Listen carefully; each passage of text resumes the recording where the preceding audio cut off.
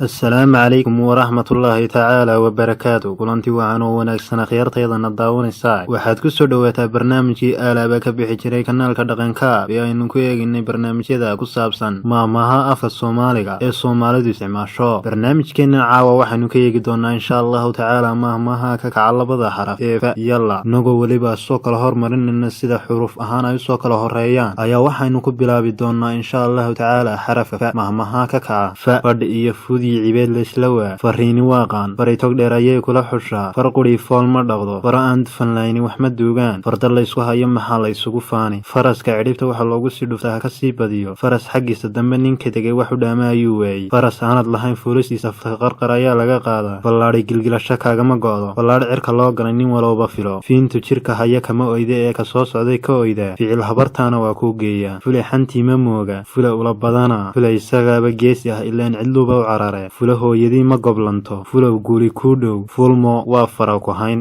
laab la kacay lugana kuma taagni laba biyo hoostood isku haraatay iyaga isog laba qaawan isma qaado laba qeydhinka ku qaybsaday seelka iskuma cawrido lalabe waa digniin qayligu biyaha uurkiisa ku jira ayuu ka didaa leebka cirka loo ganay nin walba filo diibaani waa galabsi libaaxa kacya iyo ka aamusa ayaa khatarsan libaax nin aan aqoon ayaa lax ka ritaa libaax laba raqood lagama wada kiciyo 60 jir haddii la legdo waa isaga iyo taagtii haddii la khiyaameeyana waa isaga iyo ishii 60 jir halkiisa lagama seexdo cadkiisana lama cuno lilaahi laguma lumo luqoni madax ma dhaafto lulo waa ciidan